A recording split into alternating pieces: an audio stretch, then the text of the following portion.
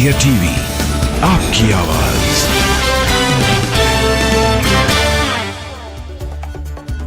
MP विधानसभा चुनाव के लिए बीजेपी उम्मीदवारों के नाम की दूसरी लिस्ट का आज कर सकती है ऐलान। केंद्रीय चुनाव समिति की बैठक में 25 सीट पर हुआ मंथन। पीएम मोदी की अध्यक्षता में बुधवार की रात हुई चुनाव समिति की बैठक। जेपी नड्डा, अमित शाह और राजनाथ सिंह भी रहे मौजूद। सूत्रों के मुताबिक पिछले चुनाव में बीजेपी की हारी हुई सीट के लिए उम्मीदवारों के नाम पर चर्चा हुई। पार्टी 39 नामों की पहली लिस्ट कर चुकी है जारी।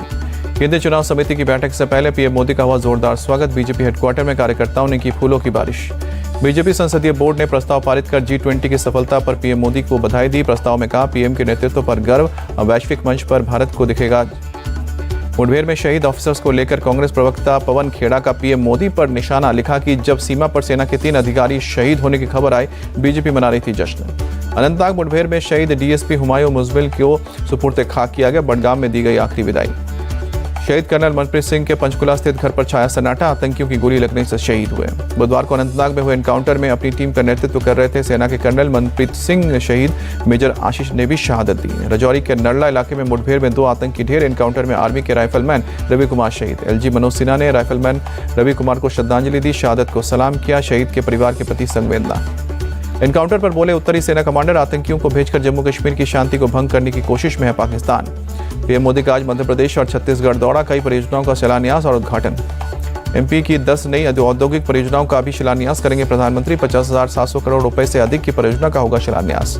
दोपहर करीब 3:15 बजे छत्तीसगढ़ के रायगढ़ पहुंचेंगे प्रधानमंत्री मोदी। रेलवे की परियोजनाओं को राष्ट्र को समर्पित करेंगे। 6,350 करोड़ रुपए के प्रोजेक्ट। छत्तीसगढ़ के 9 जिलों में क्रिटिकल केयर ब्लॉक की आधारशिला रखेंगे PM Modi. 1 lakh skill cell परामर्श कार्डों का भी वितरण करेंगे। एमपी में सीएम शिवराज सिंह चौहान का लाडली बहनों को बड़ा तोहफा। लाडली बहनों के लिए 450 रुपए में गैस सिलेंडर का ऐलान। सस्ते गैस सिलेंडर का आदेश 1 सितंबर से लागू होगा। बकाया राशि सरकार की तरफ से लाडली बहनों के खाते में डाली जाएगी। आज से कमलनाथ के गढ़ छिंदवाड़ा में निकलेगी बीजेपी की जन आशीर्वाद यात्रा। कई केंद्रीय मंत्री और सीनियर बीजेपी नेता लेंगे हिस्सा। एमपी में बीजेपी की जन आशीर्वाद रैली के जवाब में कांग्रेस निकालेगी जन आक्रोश रैली। 16 सितंबर से कमलनाथ करेंगे शुरुआत। केंद्र सरकार ने जारी किया संसद के विशेष सत्र का एजेंडा। सदन में 4 मुख्य बिल किए जाएंगे पेश। विशेष सत्र में मुख्य चुनाव आयुक्त चुनने से जुड़ा बिल आएगा। पोस्ट ऑफिस बिल भी लाएगी सरकार। विशेष सत्र के पहले दिन सदन में दोनों सदनों में 75 साल में संसद की यात्रा पर चर्चा होगी। 18 से 22 तक है सत्र। विशेष सत्र का एजेंडा जारी किए जाने के बाद कांग्रेस महासचिव जयराम रमेश का दावा, सोनिया गांधी के खत के बाद केंद्र सरकार को एजेंडा जारी करना पड़ा। 17 सितंबर को होगी सर्वदलीय बैठक। 18 सितंबर से शुरू होगा संसद का विशेष सत्र। इंडिया अलायंस की पहली साझा रैली भोपाल में होगी। दिल्ली में कोऑर्डिनेशन कमेटी की बैठक में हुआ फैसला। दिल्ली में शरद पवार के घर हुई इंडिया अलायंस के कोऑर्डिनेशन कमेटी की बैठक। 12 दलों के नेता हुए शामिल। देश के अलग अलग राज्यों में रैली करेगा इंडिया गठबंधन। केसी वेणुगोपाल ने बैठक के बाद दी जानकारी। डीएमके के एक और नेता के विवादित बयान। डिंडुगल आई लियोनी भगवान राम के जन्म पर उठाए सवाल। डिंडुगल आई लियोनी ने कहा कि भगवान राम का अयोध्या में जन्म फर्जी है। ऐसा सिर्फ बाबरी मस्जिद को गिराने के लिए किया गया है। इंदौर में विपक्ष पर बरसे यूपी के सीएम योगी आदित्यनाथ। भारत की विरासत को बदनाम करने की कोशिश का आरोप लगाया। योगी आदित्यनाथ ने कहा कि कई लोग हैं जिन्हें रामकृष्ण की परंपरा अच्छी नहीं लगती है। विदेशी हुकूमत को मानते हैं अपना का। बिहार बीजेपी की कोर कमेटी की बैठक आज पटना में होगी। गिरिराज सिंह, सुशील मोदी, सम्राट चौधरी और राधा मोहन सिंह होंगे शामिल। आरएसएस की 3 दिवसीय सालाना बैठक आज से पुणे में शुरू होगी। संघ प्रमुख मोहन भागवत, दत्तात्रेय हसबोले समेत संघ के सीनियर पदाधिकारी होंगे शामिल। आरएसएस की बैठक में बीजेपी अध्यक्ष जेपी नड्डा भी होंगे शामिल। केंद्रीय गृह मंत्री अमित शाह भी लेंगे बैठक में हिस्सा।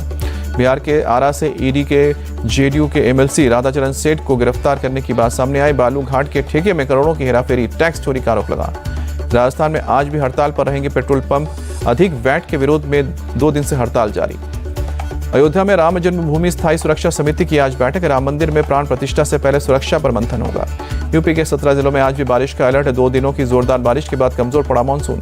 बाराबंकी में 2000 से ज्यादा लोग पानी में फंसे। अब तक 620 लोगों को रेस्क्यू किया।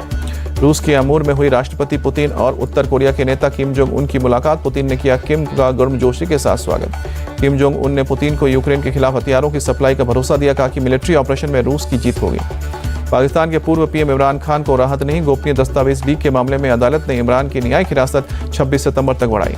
इंडोनेशिया के सुमात्रा प्रांत में भीषण आग का कहर। हजारों हेक्टेयर जंगल और पिटलैंड आग की चपेट में। लीबिया में आई बाढ़ में मरने वालों की तादाद 5000 के पार। अब तक 2000 से ज्यादा शव बरामद।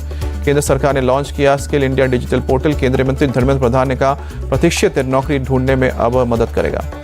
एशिया कप में आज पाकिस्तान श्रीलंका के बीच टक्कर। कोलंबो में 3 बजे मुकाबला। शानदार कमबैक पर बोले केएल राहुल, पिछले 3 या 4 महीनों की तैयारियों पर भरोसा था। प्रभास की अगली फिल्म सलार 28 सितंबर को नहीं होगी रिलीज, जल्दी अगली तारीख का होगा ऐलान। 24 सितंबर को शादी के बंधन में बंधेंगे राघव चड्ढा और परिणीति चोपड़ा। उदयपुर में लेंगे 7 फेरे, शाम को होगा रिसेप्शन।